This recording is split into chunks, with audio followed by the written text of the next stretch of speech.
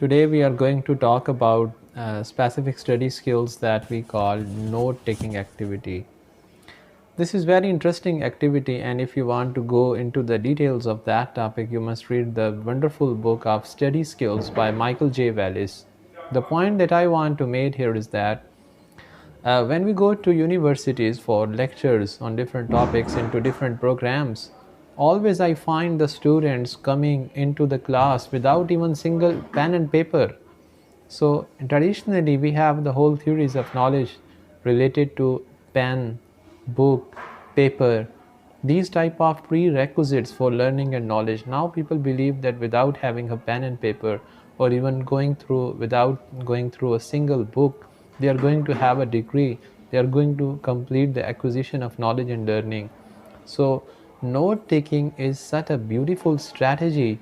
But before note taking, I have always been trying to convince my students, whenever you want to go into a lecture or you are going to read something from books, or you are entering in some sort of seminar or some conference, you must have some pen and paper with you. Without writing down something, you cannot focus on your activity of learning. There are many benefits of note taking. The first very important and interesting fact that you will not find in the book of maybe Michael J. Wallace or some other things, the books and the content, they only tell you that note taking is important just to keep the record of something, or get the important points be saved and preserved on the form of your written text on your notebooks or registers. But the point is that when you are thinking about, you have to note down something, you have a pen in your hand and the open pages of a notebook in front of you, that makes you get involved into the activity of classroom, because your mind will work on that, like which type of the things that you have to note down and which words you have to skip. So you will be mindful about the lecture, about the every word that you are listening, and if you are reading, then you will be mindful about every word that is written on the textbooks, because you want to note them down, you want to make notes. For that reason, you will be conscious about what you are reading or what you are listening. So this activity of note taking makes you more active, more involved. It makes you enthusiastic and feeling completely psychologically present in the activity of reading or attending a lecture, listening or watching something.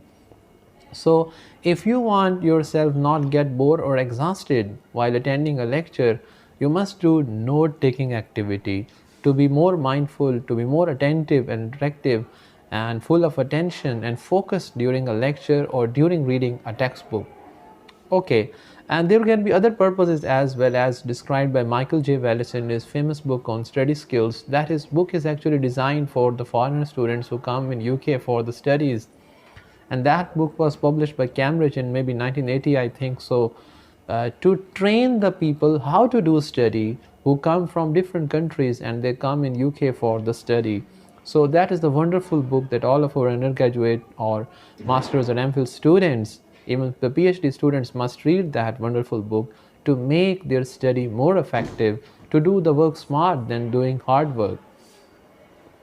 So why you make notes? According to that book, they say to keep record of the something. You have other sources, like our students, they get the picture of what's written on the whiteboard.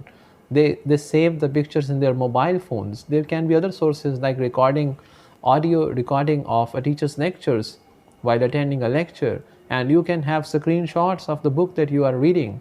But that's not enough. Why? Because you are not much focused. You know that I will just get the picture, that picture gets mixed into thousands of other pictures already there in the memory of your mobile phone in your gallery. So that books is just that picture which you get from another student's notes from the register of another student's, or the picture you are getting from the whiteboard of a teacher will just get buried into a whole chunk of pictures that you have in the memory of your mobile phone. So that is not the more focused or attentive way, according to me, of note taking. So there can be many other forms of note taking. You can use other sources for saving or for having a record of the information that you are either reading or attending through a lecture. So Why then we should do note taking? Because it is a more focused way. When you write something from your own hand with your own pen, it gets saved into your mind because you shape the words on your paper. For example, if I want to give an advice to my students like never judge wrongly, the judgments and decisions and the words of your teachers, do not interpret them in a negative way. I cannot put this aspect into the minds of students, but I ask them to write this sentence on your register and get it with your lifetime. Write it on your heart as well. So when a person writes few words with his own hands on a paper, he will not be able to forget those words easily. Writing is still relevant. I would again and again repeat in my this series of lectures on study skills, I would again and again keep reminding you, writing is still relevant in 21st century. Reading is still relevant in the contemporary world that we are living in. There is still no learning without reading and writing. The digital sources can never be an alternative to the real method of reading and writing. So while taking down your notes, you have to adopt some strategies as well. Now, you can take notes either by attending a lecture, so it's a separate topic, taking notes from a lecture. On the other hand, you have to take notes from reading a text. It can be a book or an essay or some online resource material as well. But there are two ways of taking notes from reading and taking notes from a lecture. So when you are reading a textbook, you should also take notes.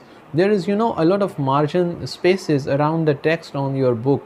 So some students are too conscious about that they don't want to put extra marks on the book. They say that the book will become dirty. They want to keep the pages of the books clean. But there is no justification of keeping your books clean and not writing something on that, but just going through the pages of the book without learning. At the cost of learning, you can put words and ideas on the pages of your book. Your books can be dirty in that way if you are doing it at the cost of learning.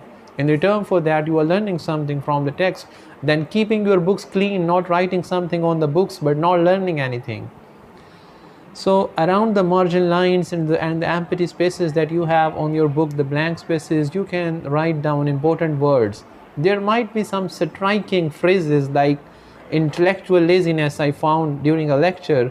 So same striking phrases you might be like I had a phrase wrestle with the words while reading a text by T.S. Eliot. So those type of phrases, you can also use highlighters to highlight, to take notes. You can use short forms, abbreviations. You can use your pen even on the book.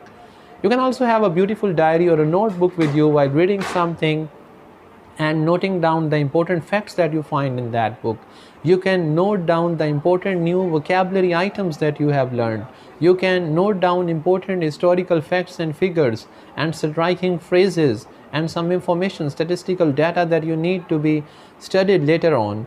You can also take notes of the writers and the names of books and the names of research works that you find while reading a book. So when you will take an account, you will keep record of these things in the form of notes. After a few days, you just pick up your notes, you have a look on that, and everything is still fresh. It makes you remind everything that you had read. You are not supposed to read all the reading text once again.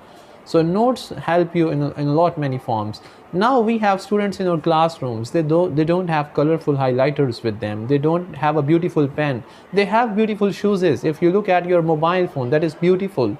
You paid a lot of cost for your beautiful cell phone, but we are not ready to pay few pennies or few rupees on getting colorful markers and pens and beautiful registers and papers to write.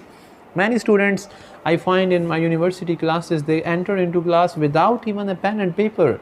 Just empty handed, they are going to attend 1 hour and 30 minutes or maybe 3 hours lecture, 3 credit hours lecture without noting down anything.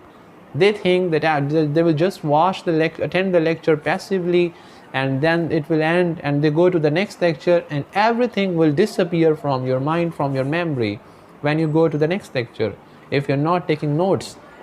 So we have to revisit our study patterns. We have to improve our study skills to make it a meaningful activity, not a wastage of time. So note taking is very important. You can use mnemonics, the semantic markers, the important words that will remind you of something. You have some short abbreviations as well. Like you have helium, neon, krypton, xenon, argon, radon, the noble gases in chemistry periodic table. You have some symbolic words to keep them in your mind. You have other forms of many things that help you keep your words in your mind, some short forms, some symbols. These symbols can be personal, your own self created. These can be technical terms.